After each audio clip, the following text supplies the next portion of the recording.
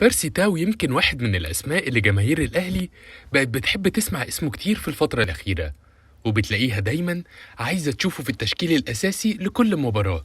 وده علشان هو لاعب مؤثر بشكل كبير في نتائج الأهلي الفترة الأخيرة، وخصوصا في دوري أبطال أفريقيا. كلنا طبعا شفنا اللي قدمه بيرسي تاو خلال النسخة الأخيرة، واللي قدر الأهلي من خلالها يحصد اللقب ال11 قاريا ليه كزعيم أفريقيا الأول.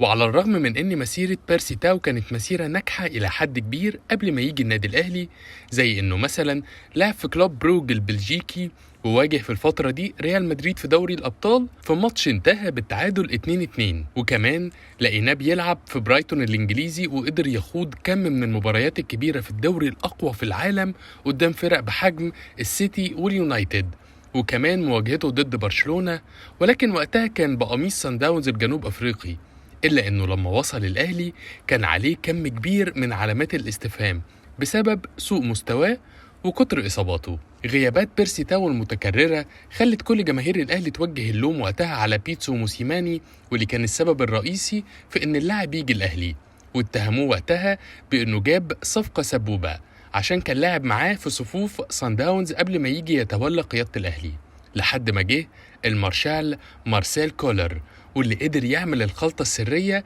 واللي ما كانش حد مصدق إنها ممكن تحصل، وقدر يطلع أفضل نسخة من بيرسي تاو عاصرتها جماهير الأهلي، وتحول من لاعب إدارة النادي بتفكر تتخلص منه بأسرع وقت ممكن زي ما عملت مع ميكسوني، لواحد من أهم العناصر اللي لا يمكن ما تبقاش موجودة في التشكيل الأساسي، بل وإنه بقى يتحط ثم يتحط عليه التشكيل نفسه. والحقيقة يعني ان بيرسي تاو دلوقتي مش بس لاعب الاهلي ما يعرفش يعوضه، او الجماهير ما ينفعش ما تلاقيش اسمه في التشكيل وبس، لا ده بقى بينافس بشكل دائم وقوي على انه قد يكون اهم جناح داخل قارة افريقيا في الوقت الحالي، بسبب مجهوده والتطور اللي قدر يوصله بدنيا وفنيا في ولاية مستر كولر.